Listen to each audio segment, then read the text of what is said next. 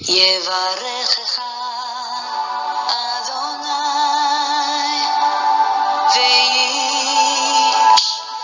וישמרך. 예바레크카 아도나이 베이시메레카. 사랑하는 성도 여러분, 오늘 하루도 전지전능하신 임마누엘의 하나님께서 여러분에게 복을 주시고 여러분을 안전하게 지켜주시기를 축복합니다. 아멘. 사랑하는 성도 여러분, 반갑습니다. 1189 성경 장별 강해, 어제 서론에 이어서 오늘 이제 본격적으로 성경 말씀을 함께 공부하도록 하겠습니다. 오늘 첫 번째 시간으로 창세기 1장 천지 창조와 창조의 목적이라는 이 제목을 가지고 우리 창세기 1장 말씀을 오늘 함께 말씀을 공부하도록 하겠습니다. 창세기 1장의 주제 성구는 창세기 1장 1절입니다. 태초에 하나님이 천지를 창조하시니라. 태초에 하나님이 천지를 창조하시니라. 이 말씀이 창세기 1장의 중요한 구절이 되겠습니다. 밑에 히브리어가 있는데요. 히브리어 이 구절은 제가 따로 이 주제 성구들만 따로 원어를 이렇게 분석을 해서 따로 이 파트를 올려놓도록 하겠습니다. 이 원어에 관심이 있는 분들은 이 부분을 따로 공부하실 수 있겠습니다. 본격적으로 창세기 우리 본문에 들어가기 앞서서 도움의 말씀, 이 창세기는 어떤 책인가라는 이 부분에 대해서 우리가 잠시 좀 살펴보고 들어가도록 하겠습니다. 이 창세기라고 하는 이 책의 명칭은 바로 유대인들의 성경에서 이 1장 1절의 첫 단어를 취하여서 이 베레시트라고 이렇게 히브리어 성경에는 그렇게 기록되어 있습니다. 베레시트 바라 엘로힘 할 때 베레시트는 태초의 처음에라는 뜻이거든요. 그래서 히브리어 성경의 창세기는 베레시트라는 그런 명칭을 가지고 있습니다. 그런데 구약 성경의 헬라어 역본, 이 구약 성경을 헬라어로 번역한 이 70인역에 보면 이 제목을 게네시스, 헬라어로 이 발생, 기원을 의미하는 게네시스라는 이런 제목으로 적혀 있습니다. 그래서 이 라틴어와 영어 성경은 바로 이 70인역의 게네시스 이 명칭을 그대로 번역해서 사용하고 있습니다. 그래서 우리가 잘 아는 것처럼 이 제너시스라고 하는 창세기 영어 성경에 제너시스라고 이렇게 기록되어 있고요. 우리가 잘 아는 것처럼 저기 현대차에 제너시스라는 차 이름이 있죠. 그것이 바로 창세기, 시작, 처음, 으뜸 이런 의미를 가지고 있습니다. 우리는 이 세상 창조에 대한 기록이라는 뜻으로 이 창세기, 세상 창조에 대한 기록이라고 부르는데요. 실제적으로 이 창세기는 이 세상 창조에 대한 이야기는 1장과 2장에 그렇게 기록되어 있고요. 나머지는 3장에서 50장까지는 모두 역사 기록입니다. 그래서 이스라엘 백성들의 역사를 쭉 이렇게 기록하고 있다는 것이죠. 자, 이 창세기의 역사적 기간은 어느 정도 되느냐? 천지 창조에서 요셉이 애굽에서 사망할 때까지의 그때까지의 얘기입니다. 그때가 아마 주전 1600년경으로 신학자들은 보고 있는데요. 그래서 창세기는 천지를 창조할 때부터 요셉이 애굽에서 사망할 때까지를 기록하고 있다. 그렇게 이해하면 되겠습니다. 이 창세기의 강조점은 무엇인가 하면 만물의 창조주이신 하나님에 대한 기록이고요. 그리고 하나님께서 자기 형상을 따라 사람을 창조하신 이야기, 그리고 인간의 불순종과 그 결과로 이 땅에 어떤 일이 벌어졌는지에 대한 이야기, 그리고 하나님의 언약들의 시작, 바로 아담과 이 행위 언약을 맺으시는 바로 언약들의 시작이 창세기에서부터 시작이 된다는 것입니다. 그리고 하나님께서 인생과 만물을 회복하실 통로로서 한 민족, 곧 이스라엘을 택하시는 그 이야기가 바로 창세기에 기록되고 있다는 것입니다. 자, 그러면 이 창세기의 이 저자와 누가 기록했는지 그리고 언제 기록했는지는 바로 이렇습니다. 창세기에는 이 창세기 자체 성경에는 이 저자에 관한 언급이 없습니다. 그러나 이 전승들은 한결같이 성경의 처음 5책, 곧 모세오경이 바로 모세가 저자라고 그렇게 모두들 인정을 하고 있습니다. 그리고 저작 연대 창세기가 기록된 시기는 BC 1446년에서 1406년, 그래서 출애굽을 해서 나올 때가 1406년이었죠. 그리고 40년의 광야 생활을 끝나고 1406년 이 사이에 창세기가 기록되었을 것으로 봅니다. 그리고 이 기록 장소는 일반적으로 보수주의 신학자들은 모세가 시내산에 머무는 동안 이 계시를 받았다고 생각합니다.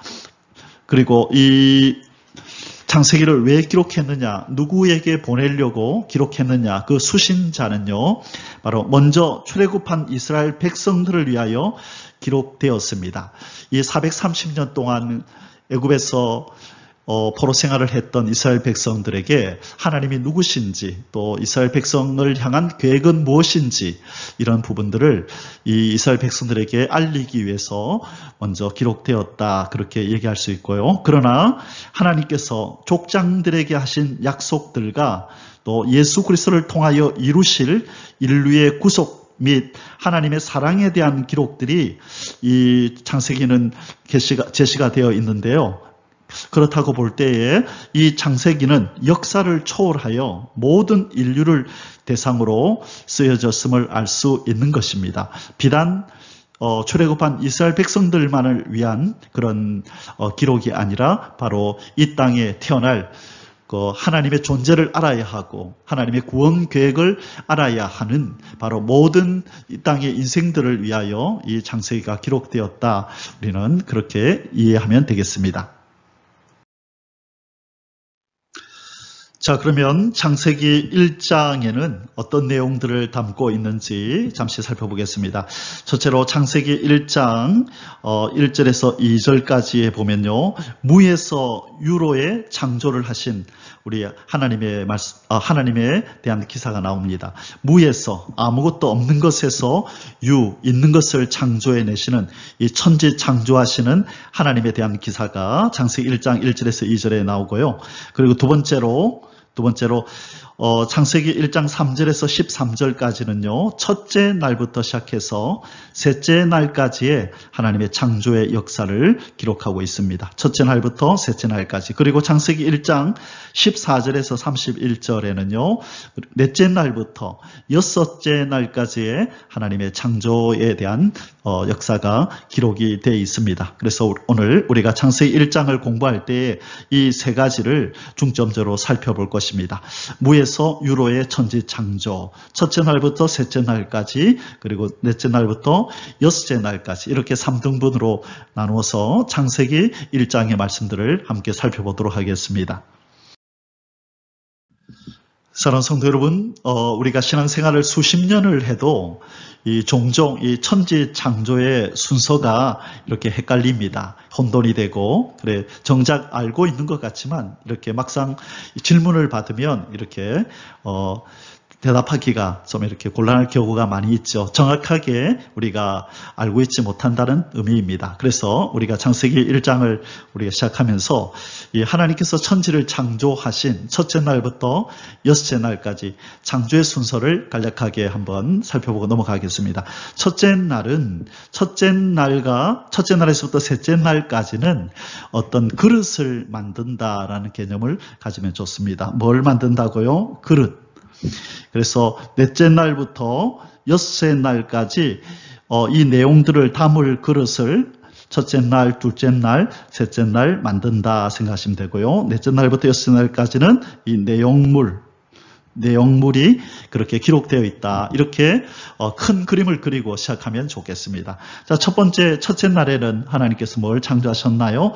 첫째, 태초에 하나님이 천지를 창조하신지라 했을 때 이 지구 땅, 이 물에 덮인 원시 지구를 창조하시고, 그리고 빛이 있으라 하시니 빛이 있었지요. 그래서 첫째 날은 바로 이 우주의 수많은 별들 가운데 제일 처음으로 창조된 별, 이 지구 땅, 이 별을 하나님이 만드시고, 근데 처음 만들었을 때는 이 깊은 그 물이 이 지구 땅을 덮고 있었고 빛도 없이 또 생명체도 없이 흑암 가운데 무질서와 혼돈 가운데 있었었죠. 그래서 첫째 날은 하나님이 원시 지구와 그리고 그 가운데 빛이 있으라 하셔서 빛이 나타났다. 그렇게 이해하면 되겠습니다. 그리고 둘째 날에는 바로 이 지구 땅을 덮고 있었던 이 지구 땅 원시 지구를 덮고 있던 이 깊은 물 이것을 이렇게 나누어 가지고 위에 물과 아래 물로 나누시고 그 사이 이 공간을 궁창이라 부르셨다 그랬습니다. 그래서 궁창 또는 하늘이라. 그래서 이 두꺼운 물층을 나누어 가지고 위로 보내고 또 아래는 바다겠죠. 여전히 땅을 덮고 있는 이 바다 부분. 그래서 위에 물과 아래 물 사이에 이렇게 공간이 생겼는데 이 공간을 궁창이라 그렇게 부르셨습니다. 그래서 둘째 날은 하나님이 물과 물 사이에 궁창을 만드셨다. 하늘을 만드셨다. 장차 이 하늘에 이제 새를 채우시려고 하나님께서 지금 만들어 놓으신 거죠. 그리고 밑에는 이제 바다가 이렇게 형성이 됐죠. 나중에 그 밑에는 물고기가 이제 살게 될 것입니다. 자, 그래서 둘째 날은 궁창을 만드셨다. 그리고 셋째 날은 무엇을 만드셨느냐? 자, 셋째 날에 무엇을 만들었느냐 물으면 우리 성도님들이 가장 이렇게 헷갈려 합니다. 땅을 셋째 날 만들었다. 그렇게 말씀하는 분들이 많고요. 또 이렇게 신학을 하시는 분들도 또 목사님들도 많은 분들이 땅을 셋째 날 만들었다. 그렇게 표현하십니다. 땅은 셋째 날 만든 것이 아니고 땅이 드러났었죠. 땅이 드러나다. 자, 땅을 만든 것이 아니고 만듦이 아니고 뭐 했다고요? 드러났다는 것입니다. 어디에서? 첫째 날 이 원시 지구를 만들 때에 이 물 속에 이 물에 덮여 있는 지구가 있었죠. 그게 바로 지금의 지구고 그때에 하나님께서 이 이제 셋째 날에 물에 덮여 있는 지구 땅을 향하여 명령하기를 물은 한 곳으로 모이고 그래서 이 덮여있던 바닷물이 이제 한 곳으로 모이는데 무슨 일이 벌어지느냐? 이 지구에서 지구 땅이 융기 현상을 일으키면서 이 물속에 있었던 땅이 비집고 나온 거죠. 그래서 높이 나온 산은 에베레스트 산이 되고 조금 낮은 것은 백두산이 되고 그 다음에 또 지리산이 되고 그 다음에 나머지는 평지가 돼서 그래서 육지, 땅이 드러나고 그리고 드러난 그 땅에다가 하나님께서 이렇게 식물들을 나무들을 나게 하시고 채소들이 나게 하신 것이죠. 그래서 셋째 날은 땅이 드러나고 그리고 각종 이 나무와 그죠? 나무와 채소 이런 식물들이 나게 하신 것입니다. 그래서 셋째 날은 땅이 드러나게 하고 또 각종 식물들을 하나님께서 나게 하셨다. 그렇게 우리가 이해해야 되겠습니다. 자, 그래서 이제는 그릇들이 준비가 되었네요. 뭐가 준비가 되었나요? 자, 빛이 첫째 날은 빛을 기억하시고 둘째 날은 하늘과 바다를 기억하시고요.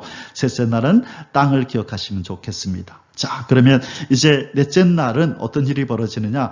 첫째 날의 그릇에다가 이제 넷째 날의 내용물을 담는다. 자, 빛을 내는 것들이 무엇이 있을까요? 바로 태양과 달과 별들을 바로 빛을 만드신 첫째 날에 바로 해, 달, 별 바로 이 광명체들을 만들었다. 그래서 이 광명체라고 성경에 기록되어 있는데요. 이 뒤에 우리가 자세히 살펴보도록 하겠습니다. 이 광명체가 무엇인지는 뒤에서 우리가 본문을 살펴볼 때 자세히 살펴보도록 하고요. 이 시간에는 순서만 좀 기억하겠습니다. 자, 그 다음에 다섯째 날은 둘째 날 만든 이 그릇에다가 이제 내용물을 담는 것입니다. 첫째, 궁창을 만들었죠. 궁창은 하늘이니까 하늘에는 뭐가 날아야 되죠? 예, 새들이 날아야 되는 것이죠. 그래서 궁창에다가 새를 담고 그 다음에 아까 두꺼운 물이 위에 물과 아래 물로 나눠졌죠. 그래서 아래 물을 우리는 바다라고 부르는데 그 바다에 그죠? 이 물고기를 이 바다에다가 담는 것입니다. 그래서 다섯째 날은 물고기와 새들을 만드셨다. 그렇게 이해하면 되겠습니다. 그 다음에 다섯째 날은 육지가 땅이 드러나고 각종 식물들이 이렇게 자라고 있는 바로 그 그릇이었죠. 거기에다가 이제는 동물들과 그리고 마지막으로 사람을 만들어서 그 땅에 살게 하셨다. 예, 이 순서로 우리가 기억을 하고 조금만 노력하면 이 천지창조의 순서가 헷갈리지 않고 기억이 될 것입니다. 자, 이제 본론을 들어가겠습니다. 자, 첫 번째 우리가 이 창세기 1장의 큰 세 가지 사건을 우리가 살펴본다 그랬죠. 그 첫 번째 사건이 뭐냐면 무에서 유로의 천지 창조에 대해서 우리가 살펴보겠다고 말씀드렸습니다. 그래서 먼저는 이 태초에 하나님이 천지를 창조하셨다고 그러셨는데 이 태초라는 이 단어와 그리고 창조하셨다는 이 말씀이 무슨 뜻이며 그리고 여기에 1장 1절에 등장하는 우리 이 하나님에 대하여 이 원어 성경에 뭐라고 기록되어 있는지 가능하면 이 원어적인 의미들을 많이 다루지는 않겠습니다. 시간이 많이 필요하기 때문에요. 그러나 꼭 필요한 내용들은 우리가 히브리어 헬라어 원어 성경을 살펴보면서 하나님 말씀을 좀 더 깊이 그런 연구하는 시간을 가지도록 하겠습니다. 무에서 유로의 천지 창조에서 우리가 제일 먼저 공부할 내용은 바로 이 두 개의 태초에 대한 이해입니다. 창세기 1장 1절에 오늘 본문에 보면 태초에 하나님이 천지를 창조하시니라는 말씀이 나옵니다. 이 태초에가 히브리어로 베레시트라고 이렇게 읽는데요. 그런데 이 태초가 성경에 또 한 번 나오죠. 우리가 아는 바와 같이 요한복음 1장 1절에 보면 태초에 말씀이 계시니라 라는 이 구절이 나옵니다. 이때의 태초와 창세기 1장의 태초 이렇게 두 번의 태초에가 나오는데요. 이 요한복음 1장의 이 태초는 헬라어로 엔 아르케 이렇게 읽습니다. 히브리어로 창세기 1장의 1장 1절의 베레시트와 요한복음 1장 1절의 엔 아르케는 똑같이 한글로 태초에라고 번역을 했습니다. 그래서 이 베레시트라고 하는 창세기 1장 1절에 바로 이 태초와 그리고 엔 아르케라고 읽는데요. 요한복음 1장 1절에 이 태초는 같은 거냐 아니면 다른 거냐라고 했을 때 이 두 태초는 다른 것입니다.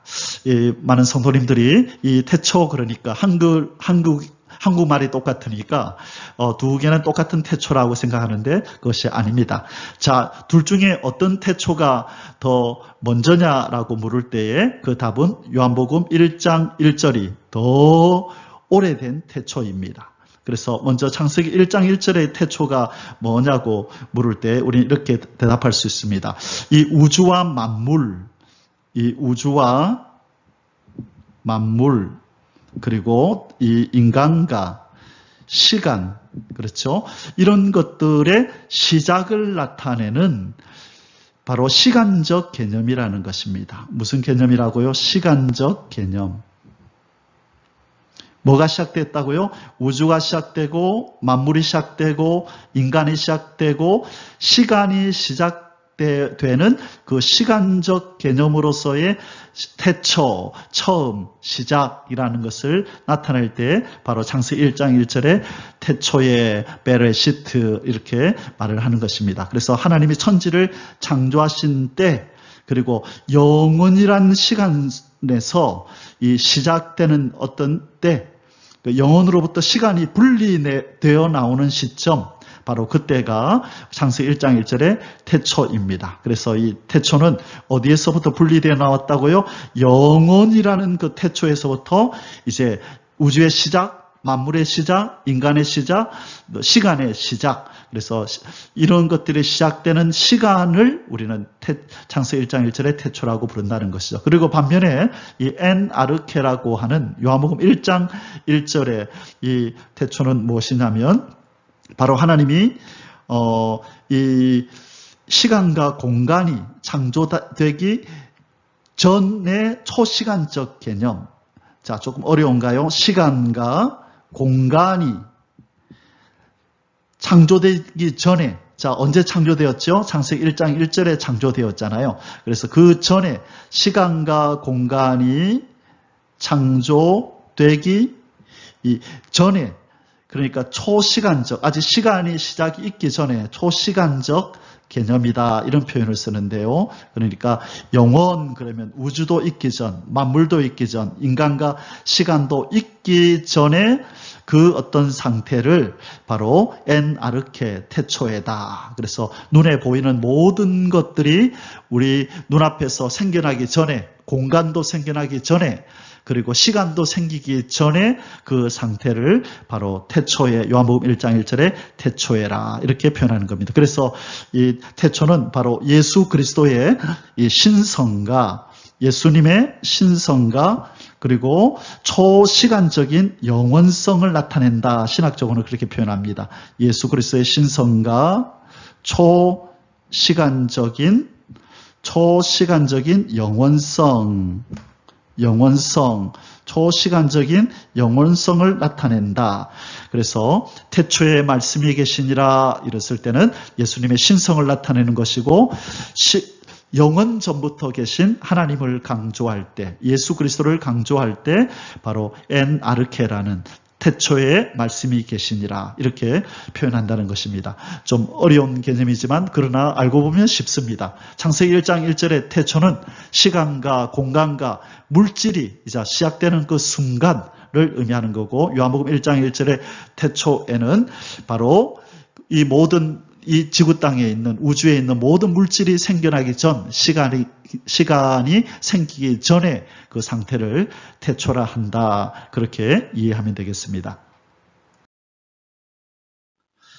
창세기 1장 1절은 이 태초에 천지를 창조하신 분이 바로 하나님이다, 이렇게 표현하고 있습니다. 태초에 하나님이 천지를 창조하시니라. 이 바로 창조의 하나님, 이 하나님은 이 히브리어로 엘로힘 이렇게 되어 있는데요. 이 창세기 1장 1절에 등장하는 하나님이 단수입니까 복수입니까 물으면 대부분의 사람들이 하나님이니까 성부 하나님 아닌가요? 단수로 기록되어 있는데요. 그리고 영어로는 God 이렇게 해서 단수로 기록되어 있는데요. 이렇게 이해합니다. 그러나 이 히브리어에 보면 엘로힘, 히브리어에 보면 엘로힘, 그래서 남성 복수를 사용하고 있습니다. 이 뒤에 임 이렇게 하면 이것은 남성 복수를 나타낼 때 쓰는 표현입니다. 남성 복수. 그래서 창세기 1장 1절에 등장하는 이 하나님은 남성 복수입니다. 그러면 왜 한국말이나 영어는 단수로 기록했는데 히브리어는 남성 복수, 원어에는 남성 복수로 되어 있느냐라고 할 때에 바로 이 남성 복수로 기록한 이유가, 첫째는 위엄 복수, 이런 표현을 씁니다. 위엄 복수. 자, 우리보다 차원이 다른 어떤 존재, 신적인 존재를 부를 때에, 언급할 때에 이 복수를 사용해서 부른다. 그래서 이것을 위엄 복수 또는 장엄 복수, 이런 표현을 쓰고요. 또 어떤 신학자들은 이 안에 삼위일체가 들어있다.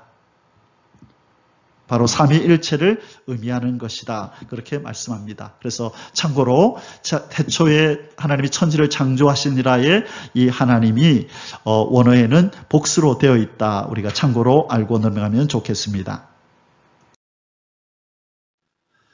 자, 창세기 1장 1절에서 우리 하나님께서 우리 인간들에게 보내신 이 편지에 어떤 내용을 담고 있을까요? 무엇을 알아주기를 원하실까요? 태초에 하나님이 천지를 창조하셨다라는 이 한 절의 성경 구절 속에서 이 하나님께서는 우리 인생들에게 너희들이 이거를 알아주기를 원한다. 바로 나는 이런 신이다. 나는 이런 하나님이라는 것을 계시해 주시기를 원하는 그것이 무엇일까요? 바로 우리 하나님은 천지를 창조하시되 무에서 유를 창조해내시는 바로 바라의 창조의 하나님이라는 것이죠. 이 창조하시니라, 이것을 이 히브리어로 바라 그러는데요. 이 바라는 창조하다, 만들다는 뜻인데요. 바로 무에서 유를 창조할 때 사용하는 이 동사가 바로 바라 동사입니다. 그래서 이 동사를 신적인 동사다, 신이 사용하는 동사다. 그래서 신적 동사라 부릅니다. 바로 우리 하나님은 이 눈에 보이는 이 천지 만물을 지으신 이 하나님은 태초에 하나님이 천지를 창조하시니라 할 때 어떤 물질을 가지고 만든 분이 아니라 아무것도 없는 무에서 유를 창조해내시는 바라의 하나님, 창조주시라는 것입니다. 그러므로 성도된 우리가 이 바라의 하나님, 이 창조주를 섬길 때에 이 땅에 있는 눈에 보이는 현상들 때문에 없다고 두려워하거나 근심하는 것이 아니라 없는 가운데서도 있게 하시는 이 창조주 하나님, 바라의 하나님이 우리의 아버지요, 우리의 구원자라는 것을 기억하고 두려워하거나 염려하지 말라라고 우리 하나님께서 우리에게 그렇게 말씀해 주시는 것입니다. 바로 바라의 하나님을, 무에서 유를 창조하시는 하나님을 우리에게 계시해 주시기 위하여 창세기 1장 1절을 우리에게 허락해 주신 것입니다. 자, 이번에는 창세기 1장의 두 번째 큰 대지, 첫째 날에서 넷째 날까지의 하나님의 창조 기사를 담고 있는 창세기 1장 3절에서 13절까지의 말씀을 살펴보겠습니다. 서론에서 말씀드렸듯이 첫째 날에서 셋째 날까지의 이 창조는 뭐를 하는 창조라 그랬죠? 바로 그릇을 만든다 그랬습니다. 그릇을 만들어서 나중에 넷째 날부터 여섯째 날까지의 내용물을 담기 위해서 먼저 그릇을 만드는 과정이 첫째 날에서 셋째 날까지의 이 창조라고 말씀드렸습니다. 자, 그러면 이제 우리 첫째 날 이제 본격적으로 어떤 창조를 하셨는지를 한번 살펴보겠습니다. 자, 첫째 날의 창조. 첫째 날은 하나님이 빛을 창조하셨습니다. 창세기 1장 3절에서 5절까지의 말씀에 하나님이 이르시되 빛이 있으라 하시니 빛이 있었고 빛이 하나님이 보시기에 좋았더라. 하나님이 빛과 어둠을 나누사 하나님이 빛을 낮이라 부르시고 어둠을 밤이라 부르시니라. 저녁이 되고 아침이 되니 이는 첫째 날이니라. 자, 첫째 날 하나님이 뭘 만드셨다고요? 빛을 만드셨죠. 그런데 첫째 날 하나님이 빛을 만드시기 전에 뭘 먼저 만들었다 그랬죠? 원시 지구. 이 지구 땅덩어리 위에 이렇게 깊은 물이 이렇게 덮고 있는 이 지구 땅을 만드셨다고 말씀드렸어요. 그리고 이 지구 땅 위에 하나님께서 첫째 빛을 비추셨다 이렇게 말씀합니다. 그런데 우리가 아는 것처럼 넷째 날, 그죠? 넷째 날 되면 넷째 날에 하나님께서 해, 달, 별들을 만드실 것입니다. 이때 빛이 나올 것입니다. 그런데 왜 첫째 날 빛을 만들었느냐? 자, 이 부분을 임마누엘의 완성, 구원의 완성은 임마누엘의 완성이라고 했을 때 이 천지 창조에 대한 얘기를 하면서 자세히 설명해 놓았습니다. 결론적으로 말씀드리면 이 빛은 바로 빛이신 예수 그리스도를 의미한다고 말씀드렸어요. 예수 그리스도. 빛이신 예수 그리스도.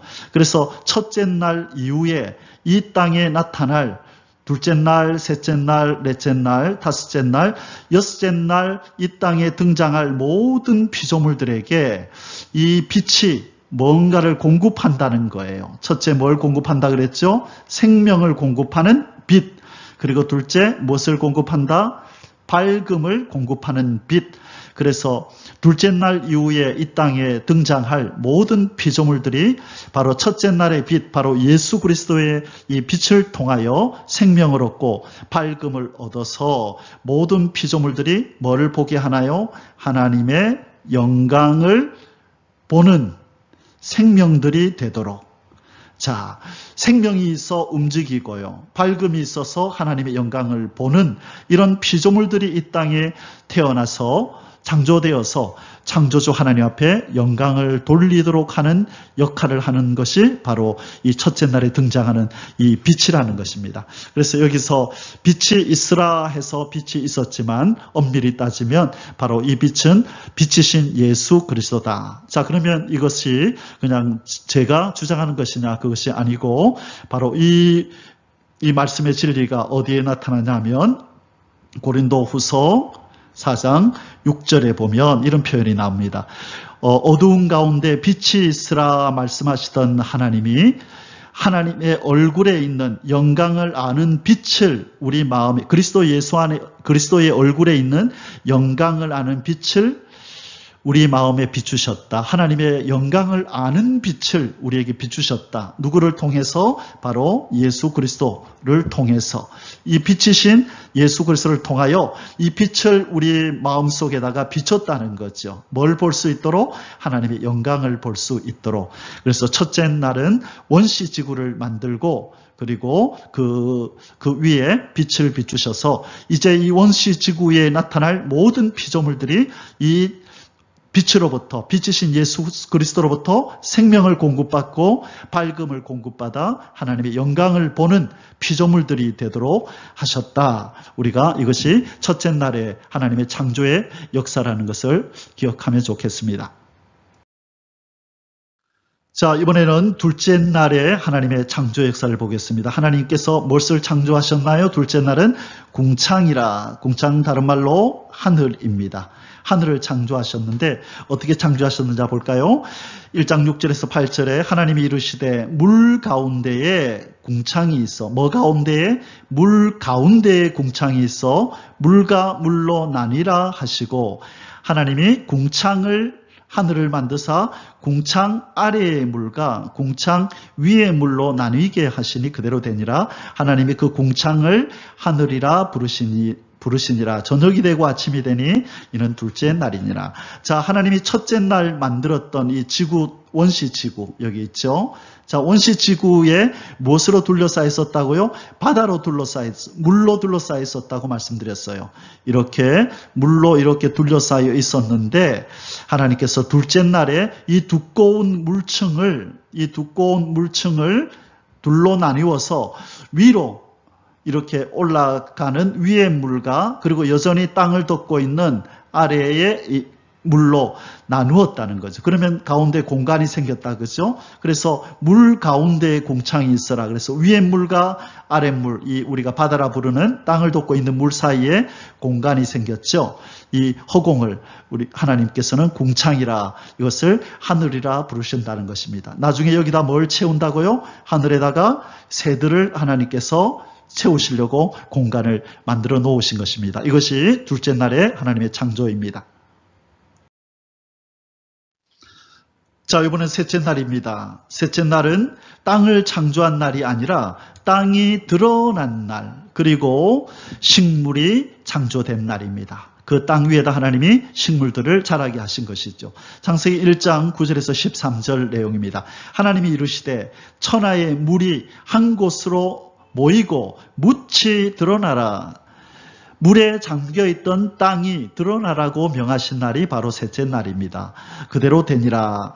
묻을 땅이라 부르시고 모인 물을 바다라 부르시니 하나님이 보시기에 좋았더라. 하나님이 보시기에 좋았더라. 하나님이 이르시되 땅은 풀과 씨 맺는 채소와 각기 종류대로 씨 가진 열매 맺는 나무를 내라 하시니 그대로 되어 땅이 풀과 각기 종류대로 씨 맺는 채소와 각기 종류대로 씨 가진 열매 맺는 나무를 내니 하나님이 보시기에 좋았더라.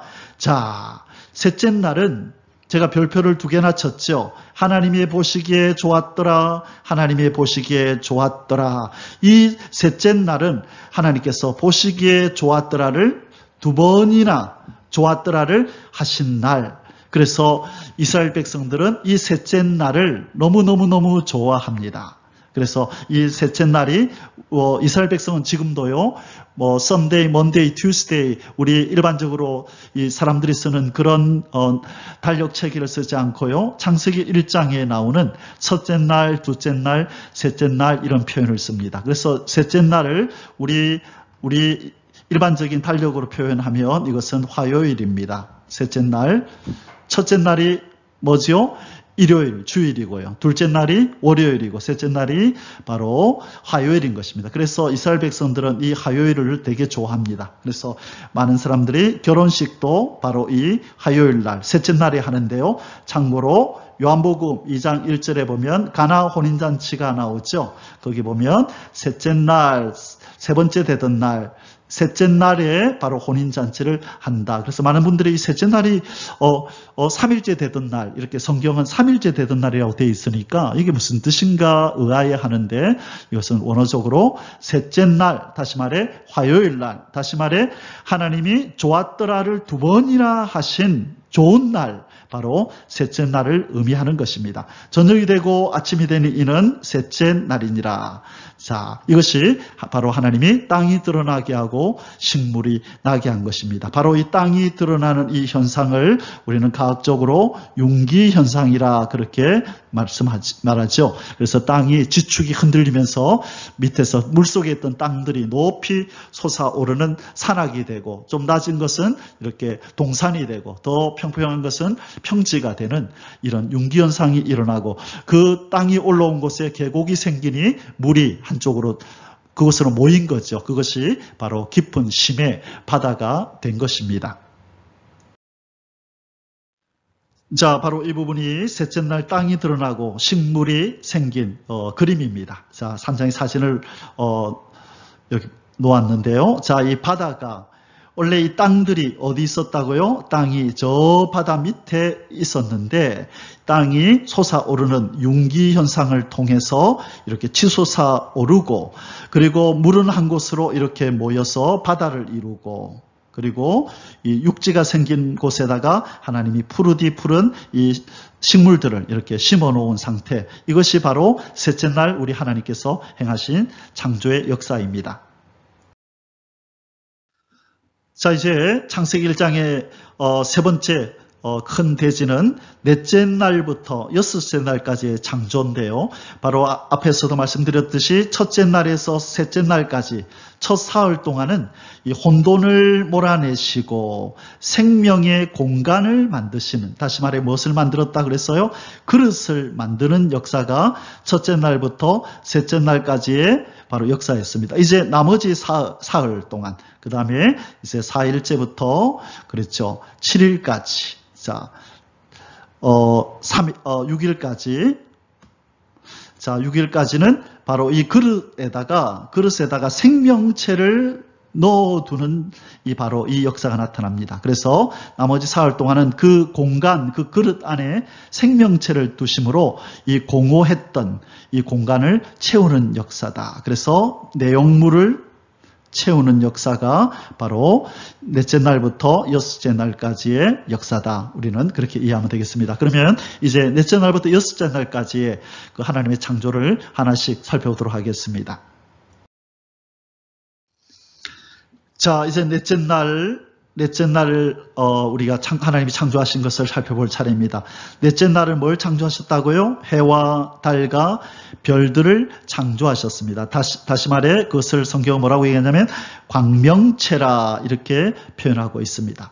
자, 기억하시죠? 첫째 날 하나님이 빛을 만드셨죠.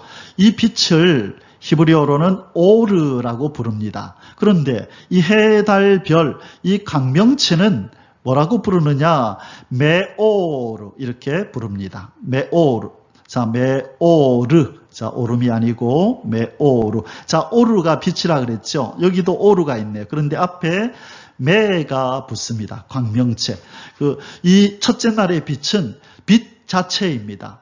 스스로 빛을 발산하는 것, 스스로 내는 것을 이 오르라고 할 때 메오르라고 하는 이 광명체는, 이 메에는 두 가지 의미가 있는데요.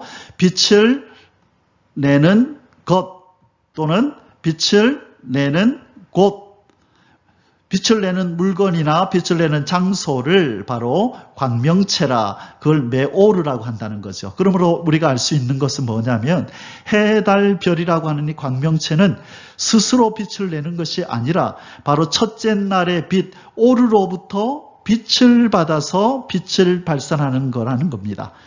자, 과학적으로 우리가 해를, 그죠?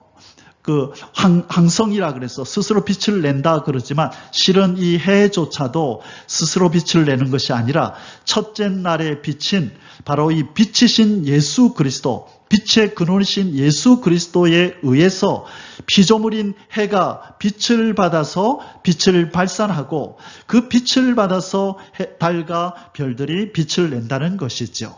그래서 신앙이 없는 사람들은 이 해가 스스로 빛을 만들어서 달과 별들에게 준다 그렇게 이해하겠지만, 그러나 성경적으로는 이 오루이신 빛이신 예수 그리스도의 이 생명을 받아서 이 해가 생명을 얻은 거죠. 그 생명이 뭐냐?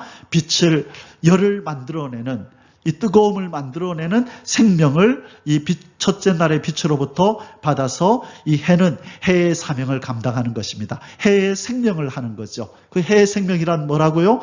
빛을, 열을 만들어서 다른 달과 별에게 나누어 주는 이 생명을 해가 가졌다는 것입니다. 그래서 이 넷째 날의 해, 달, 별은 바로 첫째 날의 빛이신 예수 그리스도에 의해서 그들이 존재하고 그들의 역할을 감당하는 광명체 메오르이다. 뭐라고요? 메오르. 첫째 날의 빛은요, 오르, 빛 자체라는 것을 기억하시기 바랍니다. 자, 우리 성경을 한번 보겠습니다.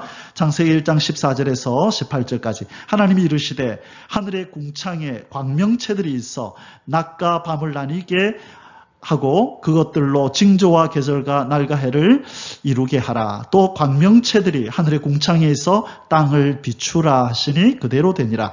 이 하나님이 두 큰 광명체를 만드사 큰 광명체 이 해로 낮을 주관하게 하시고 작은 광명체 달로 밤을 주관하게 하시며 또 별들을 만드시고, 별들은 밤에 가로등이 있죠. 별들을 만드시고 하나님이 그것들을 하늘의 궁창에 두어 땅을 비추게 하시며 낮과 밤을 주관하게 하시고 빛과 어둠을 나누게 하시니 하나님이 보시기에 좋았더라. 저녁이 되고 아침이 되니 이는 넷째 날이니라. 자, 어떤 사람이 그렇게 묻습니다. 어떤 천문학자가 이 드넓은 우주 가운데 지구에만 이런 생명체가 있다고 믿는 것은 이 드넓은 우주의 낭비이다. 그렇게 얘기를 합니다. 그러니 이 우주에 지구 말고도 더 많은 이 별들에 우리 지구처럼 생명체들이 존재하다는 그런 표현을 쓴 거죠. 그래서 지구는 이 우주선을 띄우고 저 우주가 이렇게 인간에 의해서 이제는 이제 개발되어지고 또 더 정체가 드러난 이후부터 지구는 이 우주의 중심이 아니었다 그렇게 말을 하는데요. 아니요, 틀렸습니다. 이 우주가 더 개발되면 개발되고 발견되면 발견되어질수록 이 지구가 얼마나 하나님의 창조의 역사에서 중심인지가 더 드러나는 것입니다. 바로 지구가 모든 별들의 가장 중심입니다. 존재적으로 가장 중요한 존재라는 것을 말씀합니다. 왜요?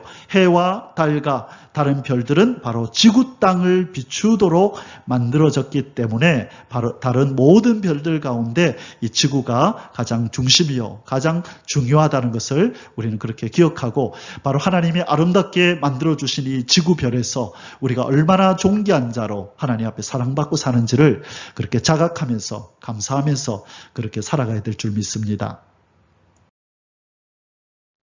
이 넷째 날 창조하신 해, 달, 별을 묵상할 때마다, 이 광명체를 묵상할 때마다 떠오르는 참 좋은 중요한 한 구절이 있습니다. 제가 학창 시절 때 이 구절을 늘 암송하면서 이 밤하늘의 별을 보면서 이렇게 이 구절을 떠올리고 했습니다. 그래서 제가 자꾸 별 얘기를 하고 하니까 우스갯소리로 제 주변 사람들이 우리 전사님은 별 볼 일 있는 남자다 그렇게 우스갯소리를 했습니다. 그렇습니다. 저는 별 보는 걸 참 좋아합니다. 그래서 별 볼 일 있는 남자입니다. 그게 에레미야 31장 35절인데요. 여호와께서 이와 같이 말씀하셨느니라. 그는 해를 낮의 빛으로 주셨고 달과 별들을 밤의 빛으로 정하였고 바다를 뒤흔들어 그 파도로 소리치게 하나니 그의 이름은 만군의 여호와니라. 자, 창세기뿐만 아니라 에레미야서 또 많은 성경 구절에서 하나님이 해를 지구 땅에 낮을 비추도록 달과 별들을 지구에 밤을 비추도록 정하셨다라고 말씀하고 있는 것입니다. 그래서 우리가 밤하늘의 별을 볼 때마다 넷째 날 광명체들을 창조하신 하나님을 기억하며 그분의 전능하심에, 그분의 위대하심에 우리가 찬송과 영광을 돌려야 될 줄 믿습니다. 자, 이번에는 다섯째 날에 하나님의 창조를 살펴보겠습니다. 다섯째 날에는 뭘 지었다 그랬습니까? 뭘 만드셨다고요? 새와 물고기를. 자, 다섯째 날이니까 두 번째 그릇에 들어갈 거다. 그죠? 두 번째 그릇이 뭐였나요? 둘째 날의 창조는 이 물에 덮인 지구 땅에 그죠? 물을 이렇게 나누어서 위에 물과 아래 물로 나누고 가운데 공간을 만들어서, 그렇죠? 공간을 만드는 그릇을 하나님 준비하셨다 그랬어요. 그래서 물을 만지시고 그 다음에 하늘을 만지셨네요. 그렇죠? 그래서 아래에 바다를 만들어 놓으시고 위에 물과 가운데에 공간, 하늘, 궁창을 만드셔서 자, 물이라는 그릇과 하늘, 궁창이라는 그릇을 만들어 놓으셨습니다. 그것이 몇째 날이었다고요? 둘째 날이었죠. 둘째 날. 그러면 그 둘째 날 밑에가 이제 다섯째 날이 나오는데요. 자, 그래서 이제 내용물들을 담아야죠. 바다를 만들었으니까, 그죠? 물을 만들었으니까 물고기들이 들어가게 하고, 궁창 하늘을 만들었으니까 새들이 나르게 한다. 그래서 다섯째 날이 나온 것입니다. 창세기 1장 20절에서 23절에 하나님이 이르시되 물들은 생물을 번성하게 하라. 땅이 하늘의 궁창에는 새가 나르라 하시고, 하나님이 큰 바다 짐승들, 자, 이거는 고래, 또 뭐 물개, 특별히 고래를 얘기하겠죠. 큰 바다 짐승들과 물에서 번성하여 움직이는 모든 생물을 그 종류대로, 날개에 있는 모든 새를 그 종류대로 창조하시니, 자, 물고기들과 물에서 움직이는 모든 물고기들과 날개가 있는 모든 새를 그 종류대로 따로 창조하셨다는 것입니다. 그래서 닭이 먼저냐 계란이 먼저냐라고 물을 때 우리는 이 창조론에 입각하여 닭이 먼저다라고 얘기를 해야 된다는 것입니다. 22절에 하나님이 그들에게 복을 주시며 이르시되 생육하고 번성하여 여러 바닷물에 충만하라. 새들도 땅에 번성하라 하시니라. 저녁이 되고 아침이 되니 이는 다섯째 날이니라. 아멘. 자, 여기에 하나님께서 다섯째 날 만드신 이 새와 물고기의 사진들이 있습니다. 참 예쁘지요? 저는 집에 새들을 기르고 있습니다. 그리고 교회에 이 물고기를 기르고 있습니다. 그래서 하나님이 만드신 이 아름다운 자연들, 생명이 있는 얘들을 볼 때마다 생명을 공급하신, 생명의 근원이신 하나님을 묵상하게 되는 것입니다. 그래서 이것을 우리는 뭐라고 부르죠? 자연계시라. 하나님이 만드신 자연을 통하여서, 이 자연 만물을 통하여서 하나님이 누구신지를 더 깊이 느끼는 것, 이런 것들을 통해서, 이 생명체들을 통해서 우리는 뭐의 신비로움을 본다고요? 생명을 가진 것들의 신비로움을 우리는 느끼게 되는 것입니다. 어떻게 저렇게 조그마한 생명체들이 저렇게 생각이 있고 또 뭔가 계획이 있어서 저렇게 움직일까? 저렇게 아름다운 색깔들을 누가 입혀줬을까?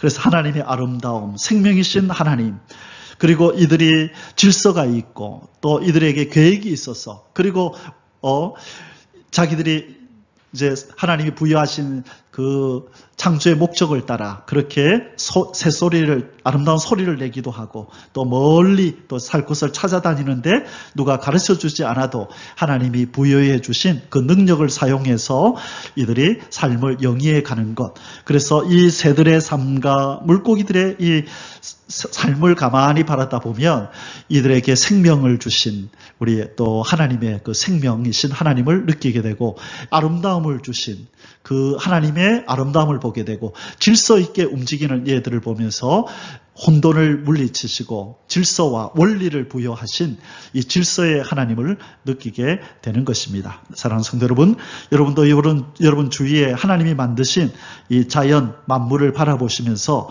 그 가운데 하나님이 계시해 주시는 하나님은 누구인가에 대해서 더 깊이 알아가고 느끼는 그런 삶을 사시기를 주의 이름으로 축원합니다.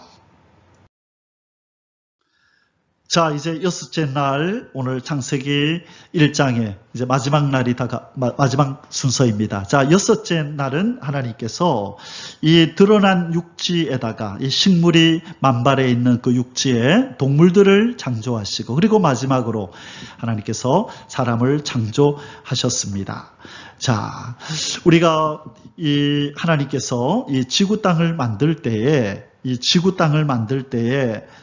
지구를 왜 만들었느냐고 물으면 꼭 첫 번째로 대답하는 것이 인간들을 위한 보금자리로 만들었다. 그렇게만 이해합니다. 인간을 위해서 인간이 살 수 있도록 보금자리를 만든 후에 그리고 마지막 6번째 사람을 창조해서 살게 하셨다라고 생각하는데요.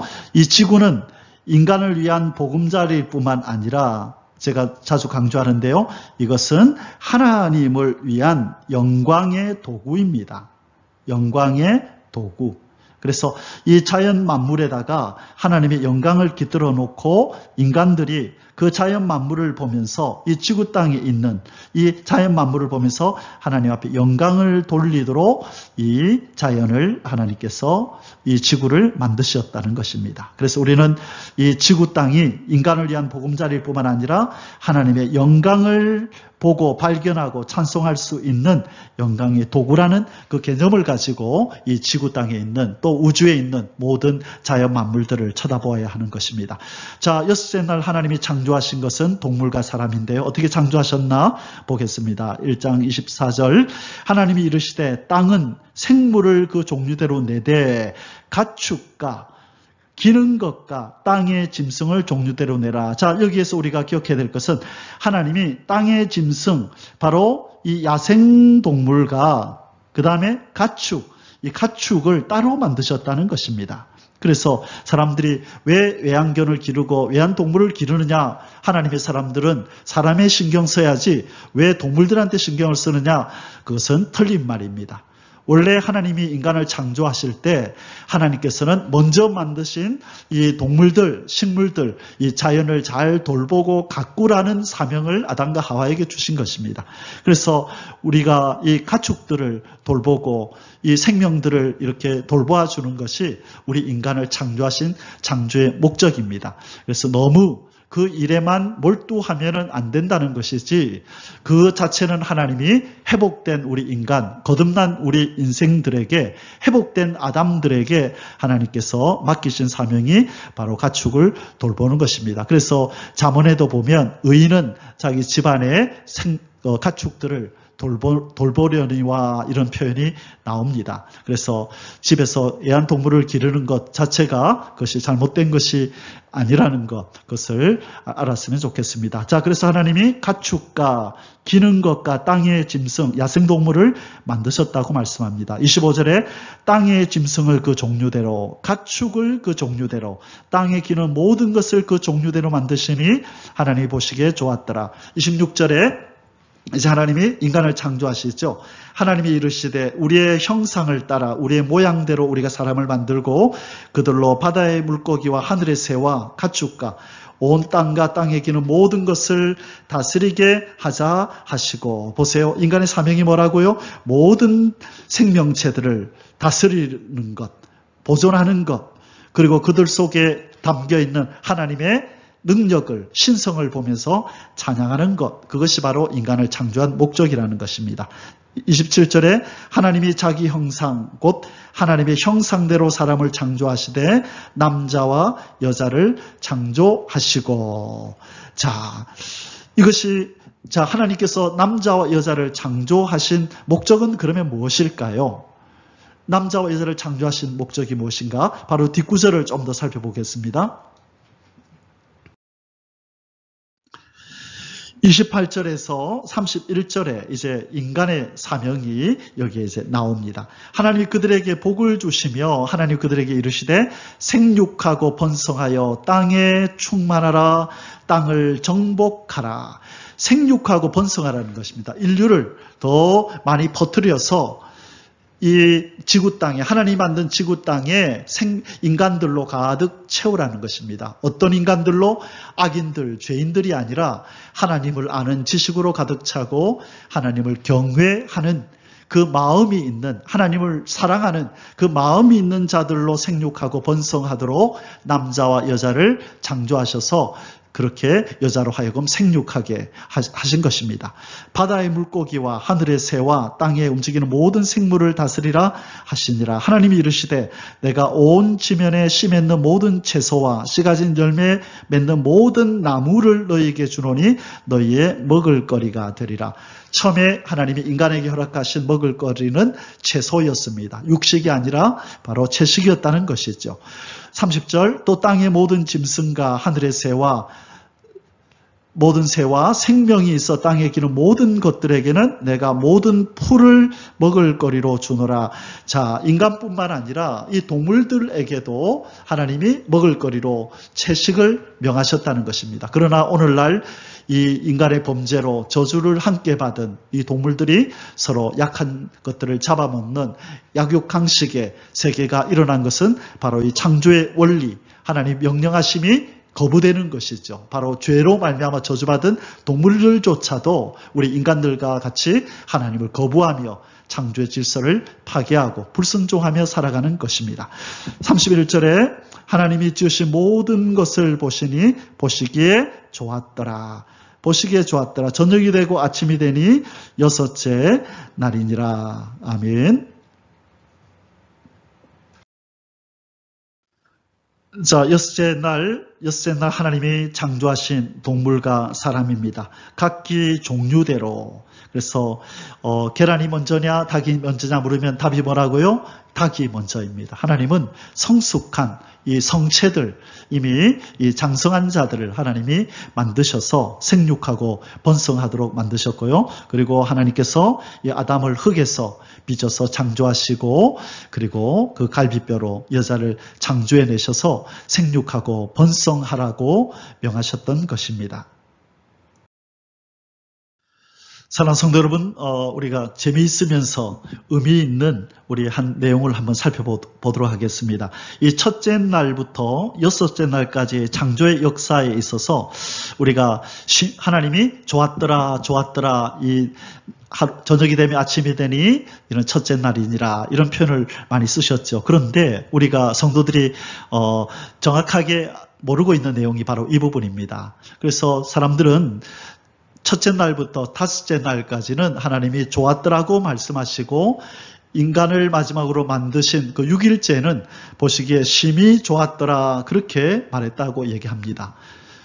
그러면서 무엇을 모르냐면 좋았더라고 말하지 않은 날이 있다는 것을 모르고요. 그리고 좋았더라를 2번 하신 날이 있다는 것을 미처 발견을 못하고 있습니다. 자, 그래서 이 시간에 잠시 그걸 한번 살펴볼게요. 우리가 잘 아는 것처럼 하나님이 좋았더라, 만드시고 좋았더라 한 날은 첫째 날과 넷째 날과 다섯째 날은 하나님이 좋았더라고 한번 말씀하셨어요. 첫째 날은 뭐죠? 원시 지구와 빛을 만드신 날. 그렇죠? 넷째 날은 뭐죠? 해, 달, 별을 만든 날. 그리고 다섯째 날은 뭐죠? 바로 물고기와 새들을 만든 이 날은 하나님께서 좋았더라라고 말씀하셨다는 거예요. 자, 그런데 심히 좋았더라 한 날, 우리가 아는 것처럼 여섯째 되던 날, 이 동물과 인간을 창조하시고 모든 창조의 그 역사가 마쳐진 이 날은 하나님이 뭐라고 말씀하셨다고요? 심히 좋았더라라고 말씀하셨어요. 자, 그러면 이제 나머지 둘째 날, 셋째 날이 있죠. 그런데 셋째 날, 아까 앞부분에서도 설명드렸지만 이 셋째 날은 하나님이 좋았더라를 2번이나 말씀하셨다는 거예요. 왜? 뭐 때문에 그러셨죠? 처음에 땅이 드러났죠. 땅이 드러나고 좋았더라 하나님이 한번 말씀하시고 그 다음에 땅 위에 식물들이 창조되었죠. 그리고 또 좋았더라를 한 번 더 하셨어요. 그래서 이 날이 3일째인데 3일째는 화요일이라고 그랬습니다. 화요일. 그렇죠? 그래서 화요일은 이스라엘 백성들이 좋아하는 날. 그래서 요한복음 2장 1절에 가나 혼인잔치가 바로 이 화요일 날 이루어지는 것입니다. 그래서 좋았더라를 2번이나 한 날은 3일째다. 자, 그러면 침묵한 날이 있다는 거예요. 하나님이 창조를 하시고 나서도 침묵하신 날이 있었다. 좋았더라를 말씀하시지 않은 날이 언제라고요? 둘째 날. 이때는 하나님께서 침묵하시고 좋았더라를 말씀하지 않으십니다. 자, 둘째 날이 무슨 날이었나요? 바로 물로 덮인 지구 땅에 이 물을 위의 물과 아래 물로 나누어서 하늘을 만드셨죠. 궁창을 만드신 날. 바로 이 궁창을 만드신 이 날은 하나님이 좋았더라를 하지 않으셨다는 거예요. 그래서 많은 신학자들이 왜 그러셨을까? 이 하늘도 이제 이 푸르른 하늘, 새들이 날아다니는 이 하늘, 공기가 있어서 모든 생명체들이 호흡하며 살 수 있게 해주는 이 하늘을 창조하시고 왜 침묵하셨을까라고 의문을 던지고 추측하기를 바로 이 둘째 날 하늘을 만들기 위해서 물을 위의 물과 아래 물로 나뉘죠. 어떤 재료가 등장합니까? 물. 그런데 이 물은 장차 나중에 어떤 도구로 쓰이나요? 인간을 모두 심판해버리는 노아 때의 홍수를 일으키는 재료로 물이 쓰이게 됐죠. 그래서 이 창조주 하나님이 미리 이 앞으로 인간을 심판할 이 내용을 미리 아시고 이 심판의 도구로 쓰이는 물을 만지시는 이 순간에 이 재료를 이렇게 만지시는 그 순간에 하나님께서 침묵하신 것이 아닌가라고 그렇게 추측합니다. 그냥 참고로 알고 지나가시면 좋겠습니다. 자, 우리가 첫째 날부터 우리가 이제 여섯째 날까지 하나님의 창조 역사를 살펴보았는데요. 이제 몇 가지만 조금 더 살펴보고 오늘 창세기 1장의 말씀을 마치겠습니다. 하나님께서 인간을 창조하신 목적이 무엇일까요? 이 땅에 사는 사람들이 인간이 왜 존재하는지를, 자기가 왜 존재하는지를 모르기 때문에, 사명을 모르기 때문에 하나님 보시기에 허탄한 삶을 살아가는 것입니다. 이 하나님을 알게 되고 예수님을 통하여 거듭난 하나님의 백성들조차도 왜 삽니까? 물으면 하나님께 영광을 돌리기 위함입니다. 정답이죠. 그러나 하나님께 영광을 돌린다는 것이 무엇인가라고 물으면 대답을 정확하게 선뜻하지를 못합니다. 처음에 하나님께서 아담과 하와를 창조하신 목적이 무엇인지를 우리는 분명히 알아야만 하나님 앞에 바른 영광을 돌릴 수가 있습니다. 자, 그러면 하나님이 인간을 창조하신 목적이 무엇일까요? 그것은 바로 생육하고 번성하여서 하나님 만든 지구 땅에 먼저 가득 차는 것입니다.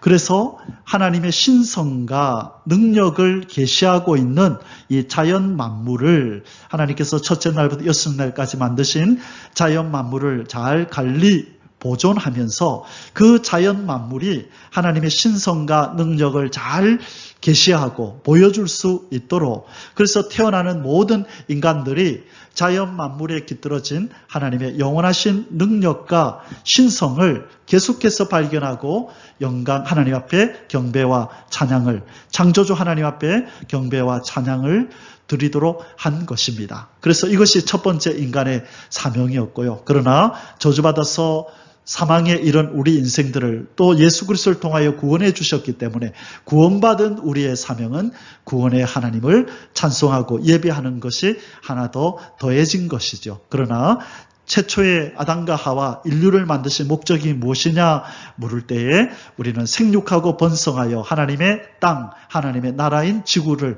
가득 채우고 하나님이 만드신 자연 만물에 나타나 있는 하나님의 영원한 신성과 능력을, 그것을 잘 계속해서 만물들이 그것을 계시할 수 있도록 관리하고 보존하는 것이다.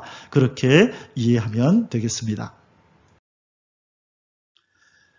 창세기 1장을 우리가 이제 마치면서 또 하나 생각해야 될 것이 바로 하나님께서 이 자연과 자연 만물과 인생을 창조하신 이 창세기 1장의 사건이 무엇을 의미하느냐, 바로 하나님과 인간 그리고 하나님과 자연과의 임마누엘이 시작된 것이다. 바로 창세기 1장은 하나님과 인간, 인간과 또 자연, 자연과 하나님이 임마누엘에 시작되었다라고 표현할 수 있다는 것입니다. 창조주 하나님께서 피조물과 함께 하심이 시작된 것이 창세기 1장 2절과 2장에 보면 이렇게 나타났죠. 오늘 1장에서 하나님이 아담과 하와를 창조하셨다, 그렇게 말씀이 나왔는데요. 바로 자연을 지으시고 아담과 하와 인간을 지으심은 바로 임마누엘 하시기 위함이다, 그렇게 우리는 설명할 수 있겠습니다. 창세기 1장 2절에 땅이 혼돈하고 고감이 흑암이 깊음 위에 있고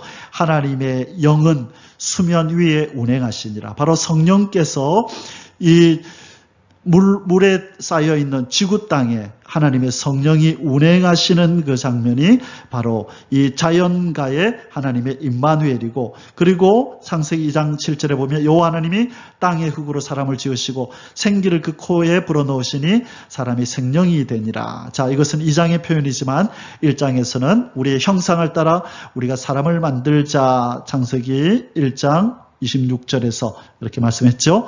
바로 아담과 하와를 창조하심이 하나님과 인간과의 임마누엘이 시작된 사건이다. 임마누엘의 시작이다. 그리고 이제 예수 그리스도를 통한 구원의 역사는 깨어진 임마누엘을 회복하는 역사다. 우리가 그렇게 이해하면 성경을 이해하는 데 도움이 되겠습니다.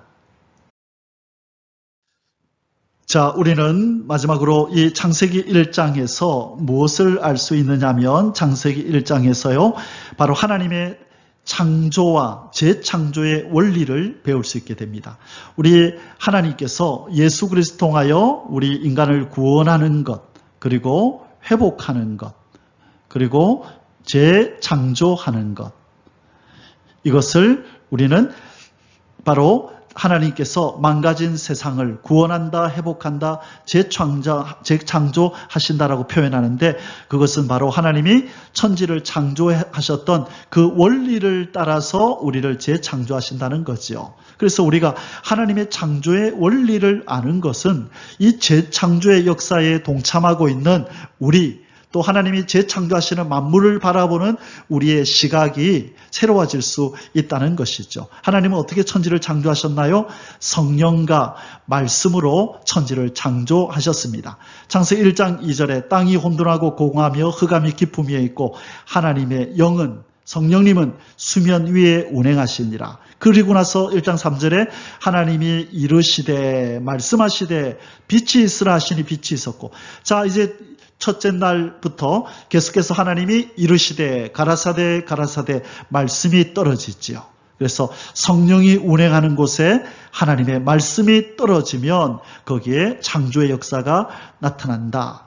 그래서 이 재창조하는 원리도 똑같다는 것입니다. 예수님께서 니고데모에게 네가 물과 성령으로 거듭나야 된다 할 때 이 말씀이 바로 진리의 물인 이 하나님의 말씀, 진리인 것입니다. 그 물은 바로 하나님의 말씀이다, 진리의 물이다, 그렇게 표현할 수 있겠습니다. 그래서 그 내용이 요한복음 3장 5절에 예수께서 이르시되 진실로 진실로 내게 이르노니 사람이 물과 성령으로 나지 아니하면 하나님의 나라에 들어갈 수 없다. 나지 아니하면, 재창조되지 아니하면, 그 말이 있죠.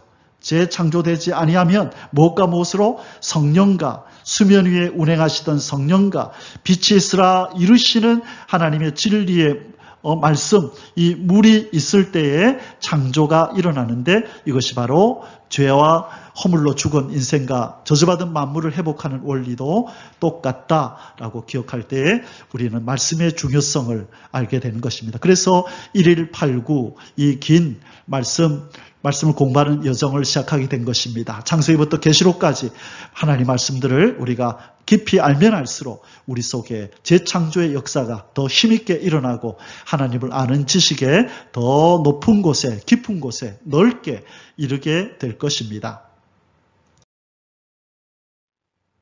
결론의 말씀을 맺겠습니다. 하나님께서 창조한 자연계와 인간의 목적, 앞부분에서도 제가 강조했는데 창세기 1장의 결론이 있죠.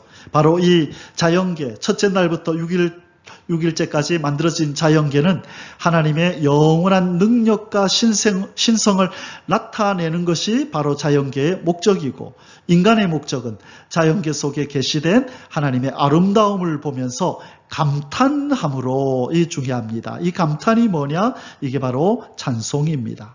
이게 바로 예배입니다. 뭘 감탄하는 거죠? 자연 만물에 깃든 하나님의 아름다움, 하나님의 능력, 그 하나님의 신성을 보면서 하나님 아름답습니다, 놀랍습니다, 위대합니다, 어떻게 이렇게 이런 것들을 만드셨어요? 라고 감탄해 드리는 것이 바로 찬송이고 예배입니다. 그러므로 자연 만물을 보면서 기뻐하고 즐거워하고 입이 딱 벌어져야 하는 것입니다. 그리고 하나님의 크고 위대하심을 노래할 때 온몸으로 박수치면서 소리를 내어서 그분에게 영광과 찬송과 경배를 올려드려야 하는 것입니다. 창조주 하나님을 향한 경배와 찬양을 올려야 한다. 감탄함으로 그렇게 하는 것이 바로 인간의 목적이라는 것입니다. 창세기 1장을 통하여 하나님의 자연 만물을 만드신 목적과 인간을 창조하신 목적을 함께 살펴보았습니다. 내일 이어서 창세기 2장 말씀을 살펴보면서 하나님이 우리에게 무엇을 알려주시기를 원하는지를 깊이 하나하나 알아가는 시간을 갖도록 하겠습니다. 오늘 하루도 주님의 은혜로 평안과 기쁨이 넘치시기를 주님의 이름으로 축복합니다. 아멘. יברך